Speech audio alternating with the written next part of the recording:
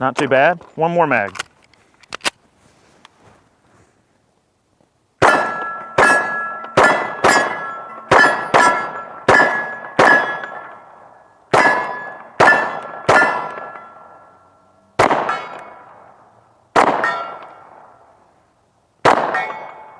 Getting down there, ain't it? Haha, alrighty. That's pretty fun. Guys, welcome back. This is Eric here with Iraq Veteran 8888, and today we're going to be talking about a handgun that I've come to love quite a bit. It's the FNX Tactical, okay? This is a firearm that FN produces here in the US. It's an awesome double single action, semi-automatic, 45 ACP handgun. I've had this gun about a year and a half or two, and I've run the ever-loving crap out of it, okay? Haven't cleaned it much either. I've been running this thing suppressed, unsuppressed. Very, very awesome gun. You've got a lot of things going for this particular pistol that we're going to talk about a little bit here for you today. You got a threaded barrel. It's 5/78 by 28, so it'll accept a wide variety of different suppressors, which we are going to run. In fact, I'll pull the cap off here. So it has a thread protector that protects the barrel from the factory. Now, the difference between the Tactical and the standard FNX, the FNX itself, as a pistol design, is available in 9mm, 40 caliber, and 45 ACP, but only the 45 is available in the Tactical configuration. The gun itself is pretty much the same as the standard FNX, but with three major differences that you're not going to see in the other gun. One is the threaded barrel, the high night sights, and the cut for the RMR or slide riding style red dot optic. In this case, we're running a Burris Fastfire 3. It's a lock breech tilting barrel, semi-automatic. One of the main features of this gun that makes it really, really, really awesome is the fact that you got a 15-shot magazine. So you got 15 rounds of 45 ACP in your hand, on tap, ready to go. Magazines are available. They're not priced too bad, but it is an FN gun, so, you know, mags are going to be a little bit on the pricey side. The guns themselves are pretty much the ideal 45 ACP suppressor host. This is the exact gun that got me into suppressor ownership. When this gun first came out, I saw it, I liked it. I got to shoot a couple that, you know, friends of mine had, and I had to have it, okay? I've got a Tyrant 45 suppressor here from AAC. We're going to put this on the gun. We're going to shoot a little bit suppressed for you here. Now, this particular suppressor, this rig right here, I've had for a while. I finally just got my suppressor out of NFA jail. All right. We'll talk a little bit more about the gun as we go. 15 shots of 45 ACP. We're going to be taking a lot of shots here today. All the steel we're running here is from shootsteel.com. The ammunition that we're running is from Federal. This 230 grain ball is what I've been shooting this entire time. Here in a minute, we'll run some of this Hush as well. Once Chad has a chance to get on this thing, he's going to put his can on it and give his opinion on it. You got an ambidextrous safety, the cocking mechanism. So you've got a standard safety you just flip up. Just like a 1911, you can have it cocked and locked, ready to go with the safety on. If you swing it down, it puts it on fire. If you swing all the way down, it decocks. It is double single action. So I'll tell you what, I'll decock the hammer, take a few shots in double action for you. An incredible sight. They built her big. Yes, big and slow. The perfect circle. Double action on this gun is about 10 pounds, guys. Moving in. I still have space for more power cells. How about a double action shot at 75 yards? Nara? It's nothing, Sav.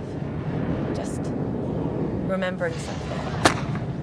Ah, see what we got. Deep inside. There we go. So Not too the bad. outer, The thing's awfully quiet. it I'm going to finish this transported magazine out, and I've got a junkies. hodgepodge of random Yes. hollow points. We're going to take out some of our Crossed sodas with space here. the old way. Pretty accurate gun. Let's kill our gopher. Engineers, pioneers, their families, all looking for a new beginning. Long journey just to die. All right, one headshot for the little gopher in the sky. I clipped him right in the face. Okay. Got a random hodgepodge of different hollow points that I just grabbed out of the gun room. Everything from Remington Golden Sabers, Federal offerings. I'm just going to take out some of our sodas I've here. retrieved almost Hollow all the points cells. with a suppressor and sodas equal Yeah, good. a ton of fun. Check this out. Sav, you okay? I knew what had happened And here. mind you guys, these are supers, so they're running a little bit quicker. Dreams, plans, all dead. I know. It's cult work. My work. Once. I perfected those very doctrines.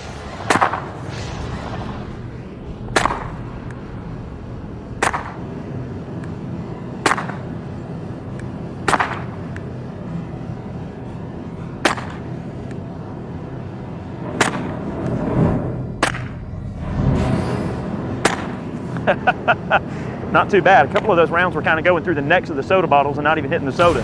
But you can hear the sound that thing puts out. I mean, when those sodas get smacked with that 230 grain hollow point, it's just awesome. Now, accuracy-wise, in the accuracy department, this gun is a very accurate pistol. Has a 5.3 inch barrel, so pretty much right in line with a 1911. You do have a full-length guide rod. Here in a moment, when I remove the suppressor, I'll show you how easy it is to disassemble it. There's interchangeable back straps. I believe 4 of them are available. The back strap that's in this gun is a flat back strap because I like it nice and thin. The one thing I like about this gun a lot is the fact that you don't have that big bulky grip like you get on a Glock Model 21 where it feels like you're holding a 2x4 when you're shooting it. This gun has a very comfortable grip. Not an overly aggressive amount of stippling on the grip, not too bad at all. I mean, my wife shoots this gun and she's got pretty soft hands. Not really a big deal for her. One thing I didn't mention is that on this slide, it is stainless steel. Now, the finish that they put on this slide, they're a little bit hush-hush about what exactly they use on it. I would imagine it's probably some form of melaniting. It's kind of a dull melaniting, though. If you take, like right now, it's really dry. So if you look at the finish of the slide, it's real, kind of gray looking. But if you take this finish and you just squirt a little oil on it and wipe it down, it gets real black and it looks real pretty if you're into that kind of thing. But in terms of a duty gun, definitely an awesome pistol. FN actually produced this variant of this particular handgun to put in for field trials to replace the M9 Beretta. For a while, the Army and the military in general were talking pretty hard about replacing the Beretta in military service. I don't know how far along that has gone overall, but I'll tell you what, these things are seeing some use here and there. I'm not going to say who, but I've got a couple of really good friends, and let's just say that they work for a few alphabet agencies, and they use this gun as a duty gun for everyday duty and for clandestine operations. One of the minor detriments to the design of this gun, it's easy to field strip, it's easy to clean, the construction of the gun is good, it's made out of good materials. If I didn't mention, it is a polymer lower, but the only bad part is soldiers love these guns, but armorers hate them because they are a real pain in the butt. If you break a decocking mechanism or anything in the trigger mechanism, you just about have to destroy the decocking mechanism to get the gun apart. So a lot of the guys that I talk to that run these guns in a real world military or duty situation, they own 2 of them, so they have a backup. So their unit will purchase their duty gun, and then they'll purchase a backup, or the unit will purchase a backup in case there's a problem in the field. They just swap the frame out and get back to work. Just putting that out there. They're not the easiest things to work on. It is a cool gun though. I've probably put 3,500, maybe 4,000 rounds through this gun since I've had it. I've never really had any major issues out of it.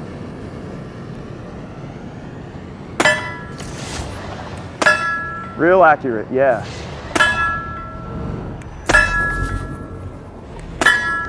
So that right there, I just put 5 shots into about the size of maybe a silver dollar.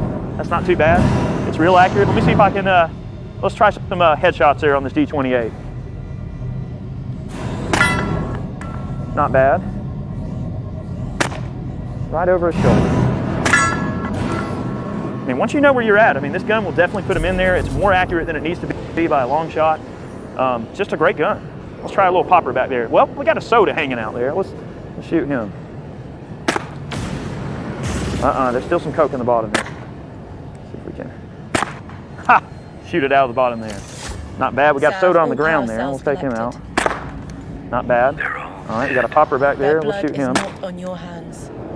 It's on the cult leaders. And on mine. I'm very satisfied with this gun. One thing to mention too, when you're running the slide riding sight, kind of like I'm running this fast fire, the carbon and everything, as it blows back, it will obscure the front lens on this sight. So every now and then, just take your shirt and just kind of wipe it a little bit, clean it off, because it can obscure your vision a little bit. I'm going to run this one last mag, and I'm going to turn it over to Chad, let him have a go. He's going to show you the suppressor that he runs on his 45s on my FNX here. I think I pretty much hit the high points. I'm going to shoot one more mag here, and then we'll disassemble the gun. Take some long range shots back here. Here. My right could reveal them.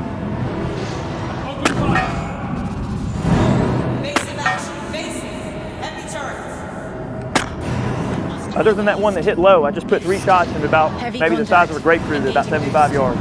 Now, in terms of accuracy, I mean, I can't really imagine a gun needs to be more accurate than that. For everyday duty use, for hunting use, I mean, gosh, you could put you some good quality hollow points in this thing, and you could probably humanely kill a deer at 25, 35 yards with this thing, no problem with proper shot placement. Could reveal them. Let's see. Right in the face. There we go. Let's see.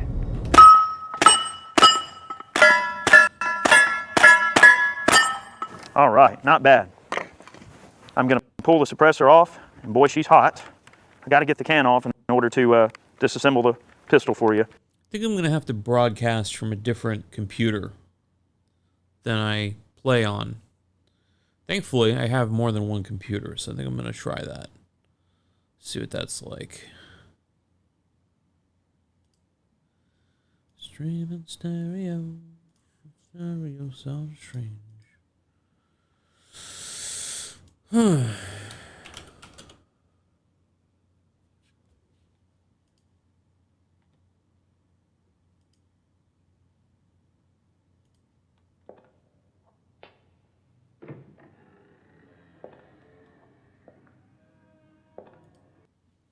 Alright, I'm going to end this. I'm going to try streaming from a different computer than I'm playing on. I think that'll be smooth. The laptop has a 3800 titanium from NVIDIA, and the gaming computer has a Quadro 5000. I think if I do it separately, it'll be incredibly smooth, because the laptop, the Alienware, is a very, very high-end Alienware laptop. And so that'll handle the streaming, and the desktop, the workstation with the Quadro, will handle the gaming. I think that's probably a good idea. I think I'm going to give that a try and see what that's like. All right, let's see what it's like. All right, I'm ending here.